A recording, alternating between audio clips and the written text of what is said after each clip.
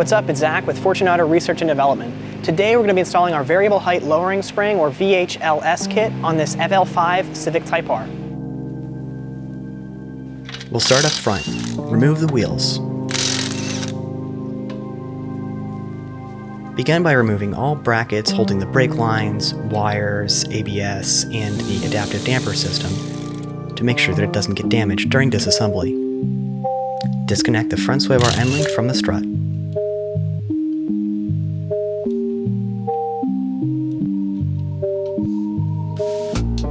Remove the ride height sensor bracket from the lower control arm to make sure that it's not damaged during disassembly. Remove the two bolts that hold the upright to the lower ball joint, and disconnect the lower ball joint. With this free, you should be able to slide the upright assembly sideways and allow yourself more movement to remove the strut. Remove the pinch bolt, and you might need to use a pinch bolt spreader nut. These can be found at your local auto parts store. It may require a little tapping, but once there's enough movement, the strut should slide free of the knuckle.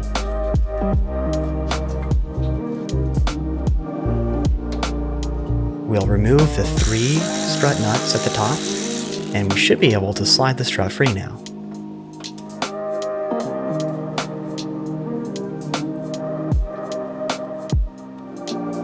Be sure to use precautions when disassembling a strut as they're under a lot of tension. We use a Brannock spring compressor, but you can use anything that you can disassemble the strut with safely.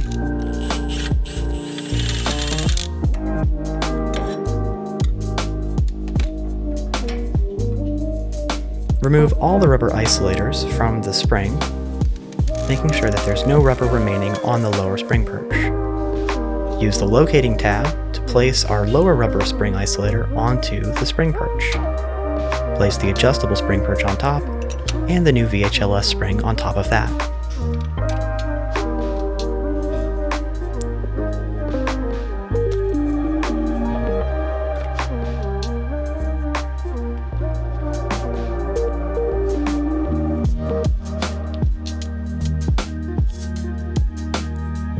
Place this on top of the VHLS spring, making sure that the dust boot seats inside of the spring perch adjuster.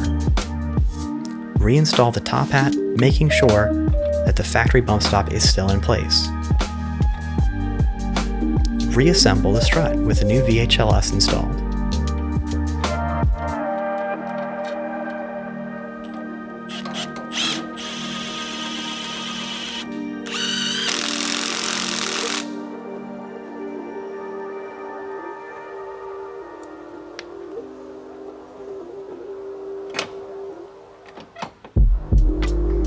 We're going to install these hand tight now, but we'll come back to torque them later.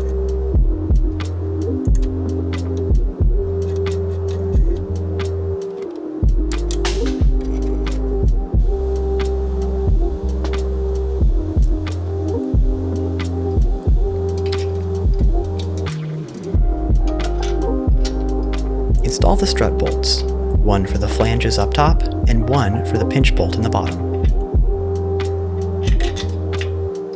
We'll snug these down for now, and we'll come back to torque them later.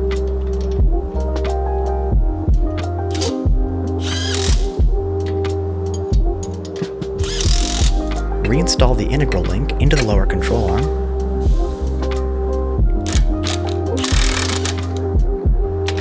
And snug the castle nut down for the lower ball joint.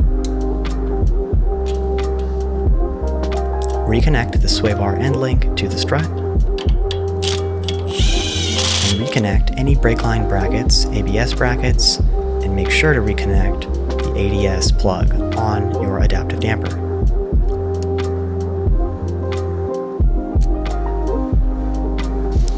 Reconnect the front lower ride height sensor, and reassemble the upright.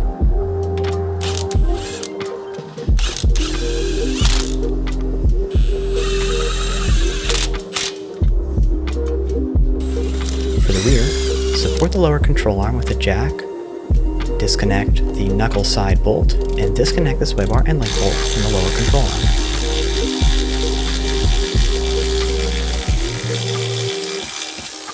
The force of the spring should pop the control arm free of the knuckle as you lower it. Now you can pull the spring out. We will be reusing the lower spring isolator. It will pop off of the factory spring and it will twist onto our VHLS spring in the same fashion.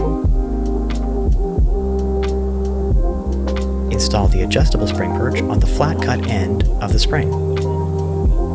Reinstall the assembly, making sure that the two locator tabs on the lower spring perch nest into the holes in the lower control arm.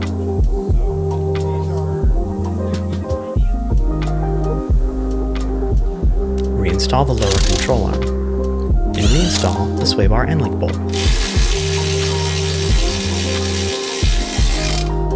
Torque this to 30 foot-pounds, and this to 51 foot-pounds. Torque the lower ball joint to 76 to 83 foot-pounds, and reinstall the cotter pin. Torque the top flange bolt and the pinch bolt on the strut to 47 foot-pounds.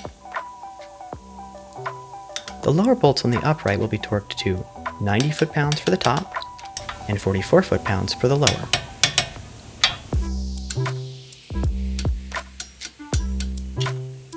Torque the top head bolts to 51 foot-pounds.